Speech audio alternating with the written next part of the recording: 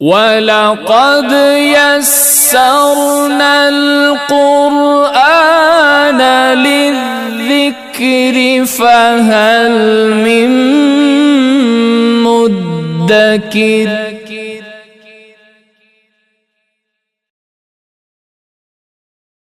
اعوذ باللہ من الشیطان الرجیم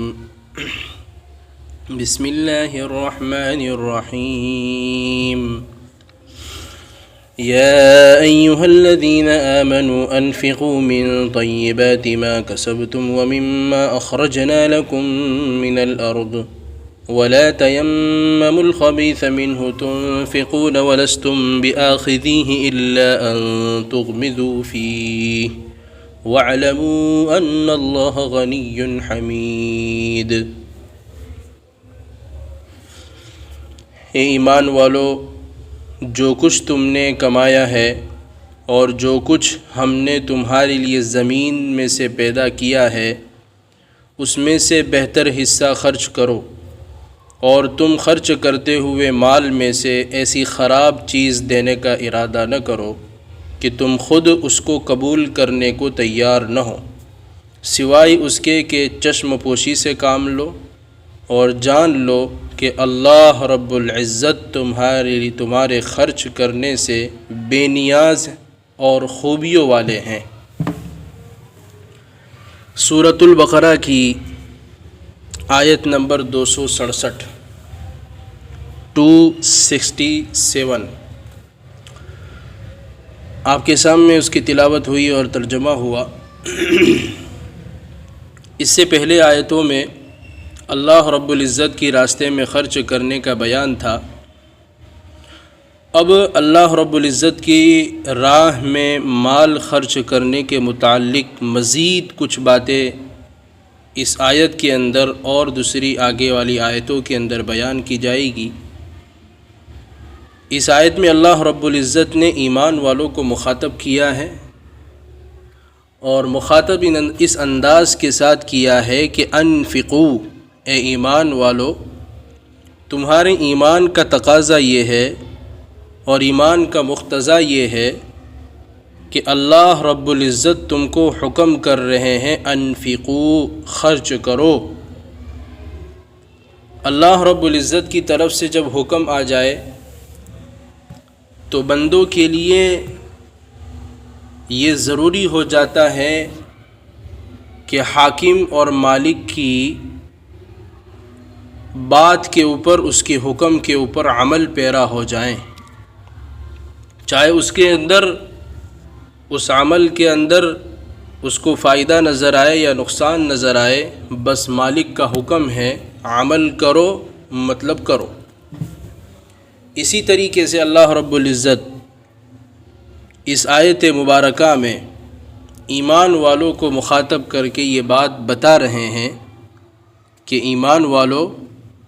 تم اللہ کے راستے میں مال خرچ کرو، اور مال خرچ کرنے کی جو فضیلت اور جو فوائد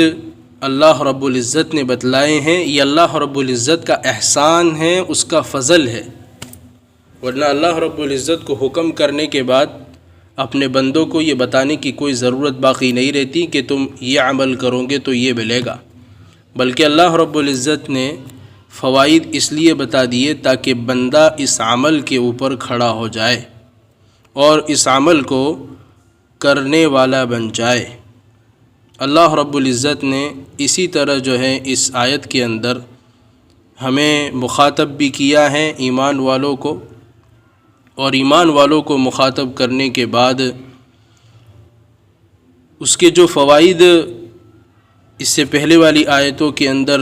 ذکر کیے گئے، اس میں اللہ رب العزت نے بڑی تفصیل کے ساتھ اللہ رب العزت کے اپنے راہ میں مال خرچ کرنے کے فضائل اور اس کے فوائد بیان ہو چکے ہیں۔ اب اللہ رب العزت یہاں پر یہ بات ارشاد فرما رہے ہیں کہ خرچ کرو، لیکن کیسا خرچ کرو؟ اپنے مال میں سے تمہارا خرچ کیسا ہونا چاہیے؟ وہی اللہ رب العزت اس آیت کے اندر تھوڑی سی تفصیل کے ساتھ بیان کر رہے ہیں۔ واقعہ کچھ اس طرح تھا، اس کا پہلے پس منظر ہم جان لیں کہ اس آیت کا نازل ہونے کا سبب کیا ہے۔ حضرت برا ابن عازب رضی اللہ تعالیٰ عنہ سے نقل ہے، وہ فرماتے ہیں کہ یہ آیت انصار کے بارے میں نازل ہوئی۔ واقعہ یہ بنا کہ جب فصل پر کھجوروں کے پھل کاٹتے تھے تو کھجوروں کے خوشے رسول اللہ صلی اللہ علیہ وسلم کی مسجد میں ستونوں کے درمیان بندھی ہوئی رسی پر لٹکا کر ٹانگ دیتے تھے کھجوریں، جس میں سے فقراء مہاجرین اصحاب صفہ جن کے لیے کوئی کھانے کا انتظام نہیں تھا وہ آ کر کھا لیتے۔ ان میں سے سوکھے ہوئے خوشے بھی ہوتے تھے اور کچھ اچھی کھجوریں بھی ہوتی تھی، جن کے اللہ کے راہ میں جو ہے کوئی خیر کا ارادہ نہیں ہوتا تھا تو وہ کچی اور اسی طرح کی کھجوریں جو نہ کھائی جائیں وہ آ کر بھی لٹکا دیا کرتے تھے۔ تو اللہ رب العزت نے یہ آیت قرآن کریم میں اتاری کہ وَلَا تَيَمَّمُوا الْخَبِيثَ مِنْهُ تُنْفِقُوا، کہ تم ردی چیز کو اللہ کے راستے میں خرچ کرنے کا ارادہ بھی نہ کرو۔ پہلے اللہ رب العزت نے مخاطب کیا کہ ایمان والو کہ تم اللہ کے راستے میں عمدہ مال خرچ کرو، اپنے کمائے ہوئے مالوں میں سے پاک مال، طیب، من طیبات ما کسبتم، کہ جو کچھ تم نے کمایا ہے اس میں سے پاک مال خرچ کرو۔ طیب کہتے ہیں پاک کو، اچھی چیز اللہ کے راستے میں خرچ کرنا۔ مفسرین نے اس کی مختلف تفاسیر بیان کی ہیں۔ طیبات کے ایک تفسیر تو یہ بیان کی ہے کہ وہ جو چیز اللہ کے راستے میں دی جا رہی ہے،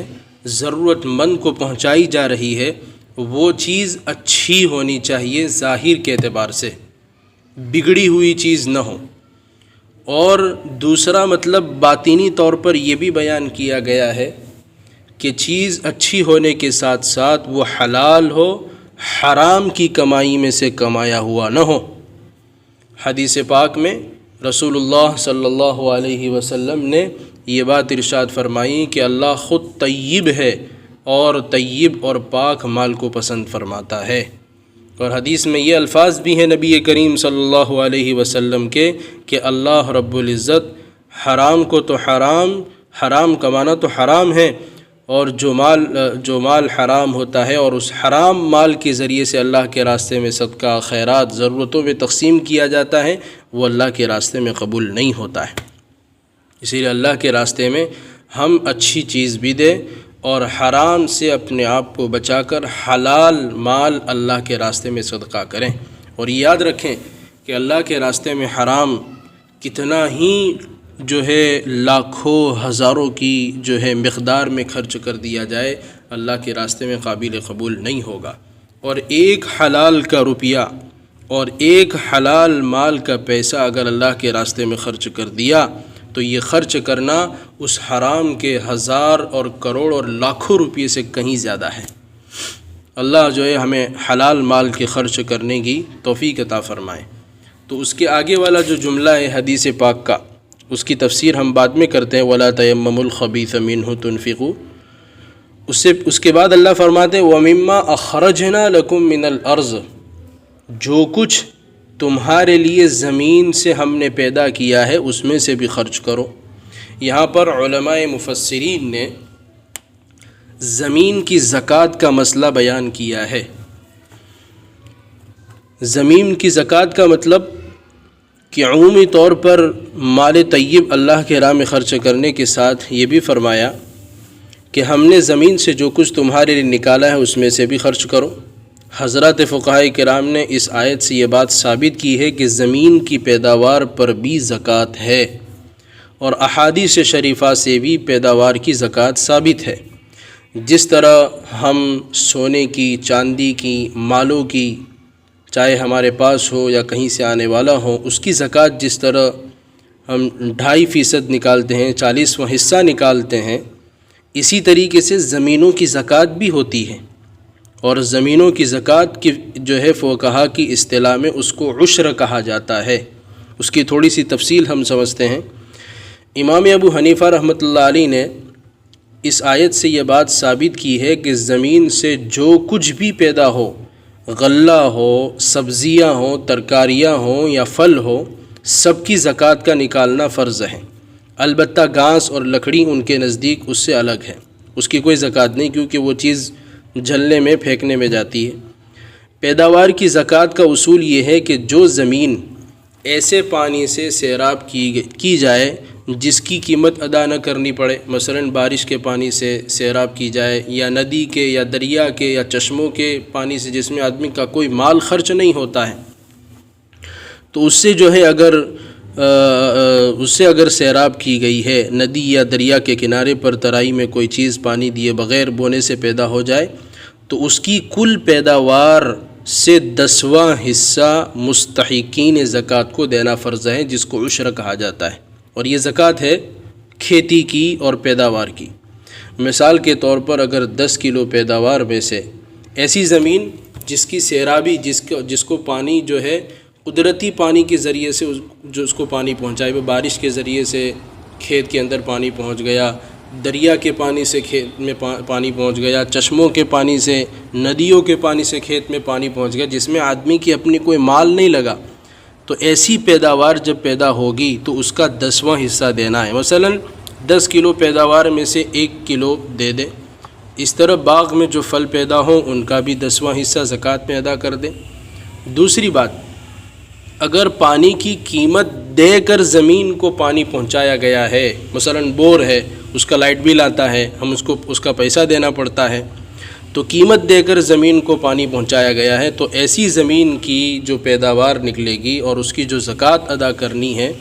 وہ اس کا عشر کا بھی آدھا حصہ، نصف العشر یعنی 10ویں کا بھی آدھا زکوٰۃ میں دینا فرض ہے، جس کو 20واں حصہ کہا جاتا ہے، یعنی 10 کلو پیداوار سے آدھا کلو زکوٰۃ کا دینا فرض ہے۔ اللہ رب العزت نے کتنا آسان کر دیا ہے۔ تو یہ 10واں یا 20واں حصہ جو زکوٰۃ میں ادا کرنا فرض ہے، اس میں کوئی نصاب نہیں ہے، یعنی جس قدر بھی پیداوار ہو اس کا 10واں یا 20واں حصہ حسب تفصیل جو بھی ذکر کیا گیا وہ ادا کر دے۔ ایسا نہیں کہ ایک سال اس میں سال کا گزرنا کوئی ضروری نہیں، جیسے پیداوار ہوئی 10واں حصہ دے دو، اگر قدرتی پانی کے ذریعے سے پانی پہنچایا گیا ہے یا ہماری مال خرچ کر کے پانی پہنچایا گیا ہے تو 10ویں کا بھی آدھا۔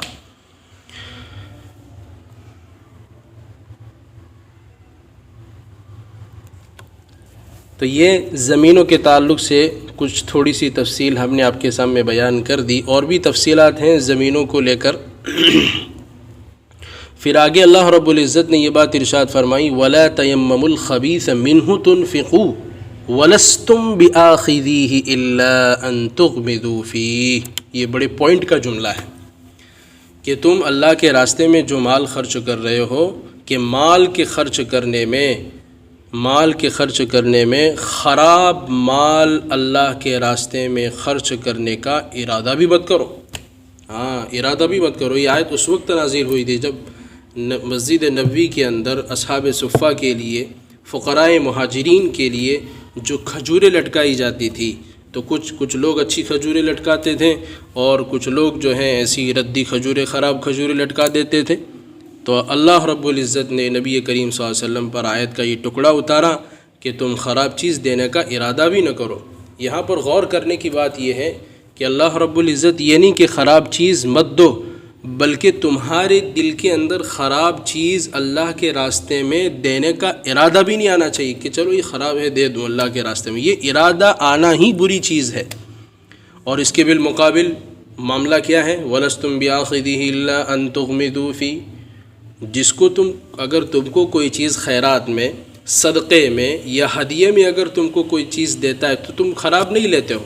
ہر آدمی یہ چاہتا ہے کہ کوئی مجھے اگر کوئی چیز ہدیے کے طور پر دے دے اور قرض کے طور پر دے تو اچھا ہی دے،